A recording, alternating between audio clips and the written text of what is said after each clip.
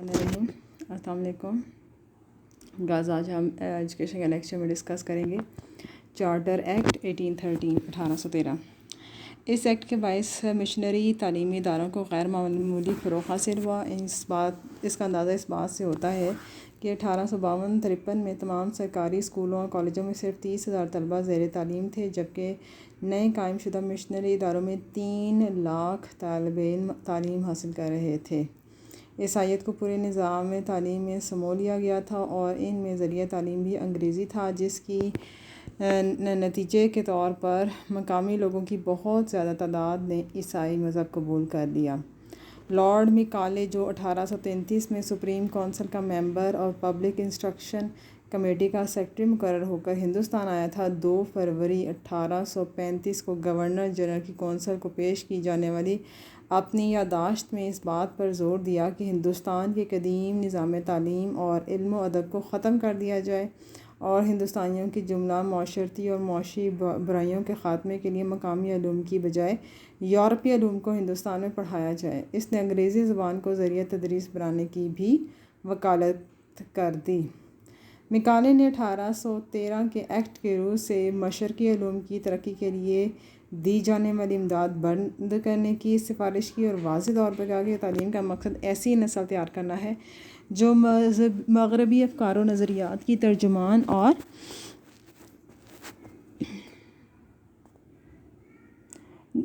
رنگ و نسل کے اعتبار سے بلا شبہ ہندی ہو، لیکن فکر و نظر اور سیرت و اخلاق کے اعتبار سے خالص انگریزی ہو۔ میکالے کی ان سفارشات کی روشنی میں تیار ہونے والی تعلیمی پالیسی کو بینٹنگ ریزولوشن کہتے ہیں، جسے 7 مارچ 1835 میں منظور کر لیا گیا۔ اب یہاں سے یہ شارٹ کوشچن بن جاتا ہے کہ بینٹنگ ریزولوشن کسے کہتے ہیں اور یہ کب منظور کی گئی، تو یہ پیراگراف جو اسی کے آنسر میں آپ نے لکھ دینا ہے۔ پھر آتا ہے اس ریزولوشن کے اہم خد و خال کیا ہے۔ اب اس میں کچھ پوائنٹس آ جاتے ہیں۔ سرکاری تعلیم کا مقصد ہندوستان میں مغربی علوم و سائنس کا فروغ ہے۔ آئندہ سے ملک کی سرکاری زبان فارسی کی بجائے انگریزی ہوگی۔ ذریعہ تعلیم انگریزی ہوگا۔ مشرقی علوم کی اشاعت پر آئندہ سے کوئی رقم خرچ نہیں کی جائے گی۔ اب تعلیم کا مقصد تھا کہ لوگوں کو سرکاری ملازمتوں کے لیے تیار کرنا، خاص طور پر نچلی سطح کے انتظامی عملے کی فراہمی قرار پایا۔ میکالے کی یادداشت آئندہ برطانوی تعلیمی پالیسی کا رہنما اصول بن گئی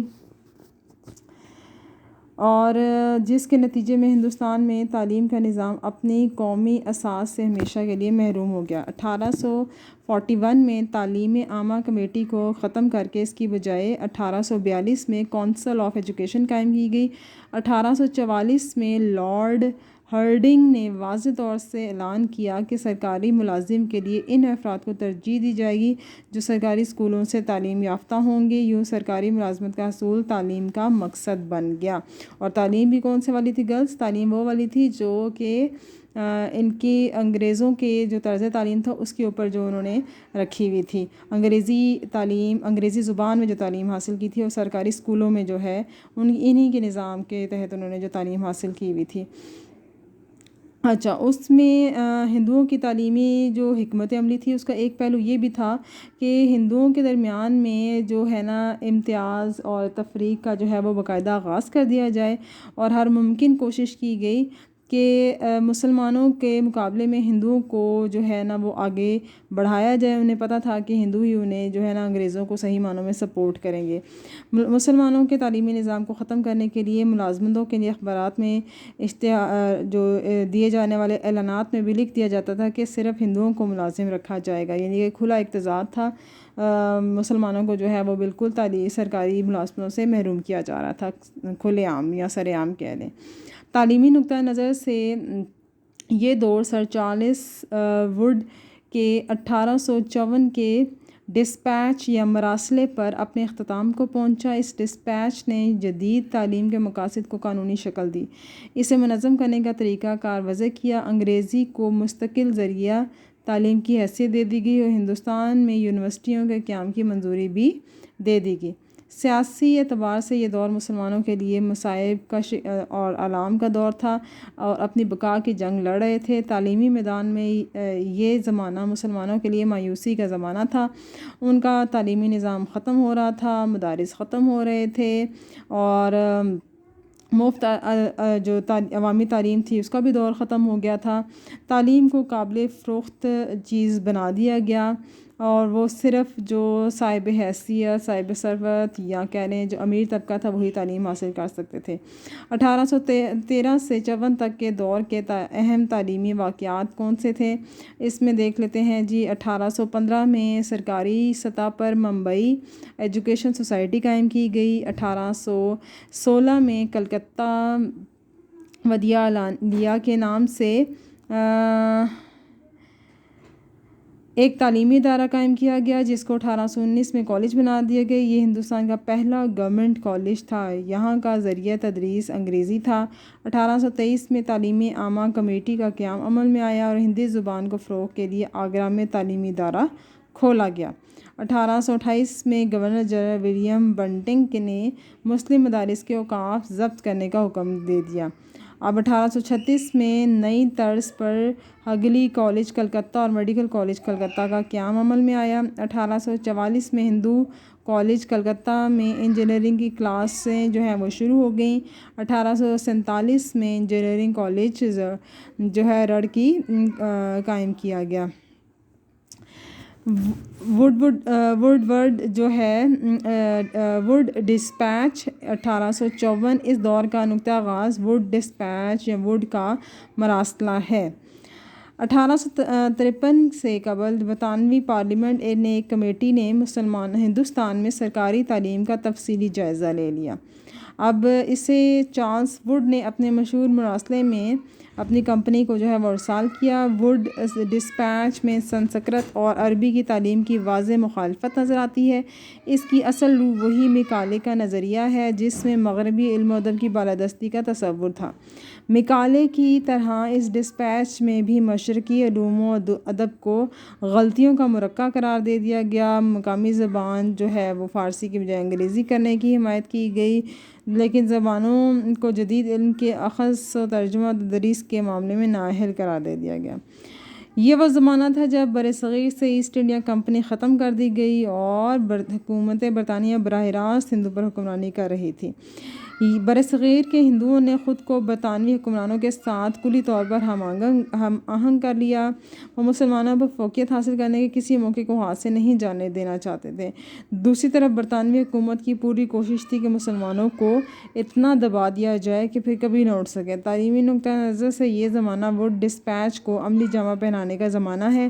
اس کے خد و خال کیا ہیں وہ دیکھ لیتے ہیں ہم۔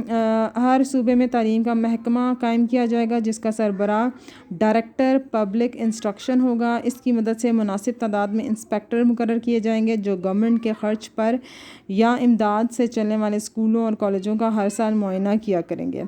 محکمہ تعلیم صوبے کی تعلیمی ترقی کے لیے ضروری اقدامات کے سلسلے میں سالانہ رپورٹیں تیار اور تعلیمی امداد شائع کریں گے۔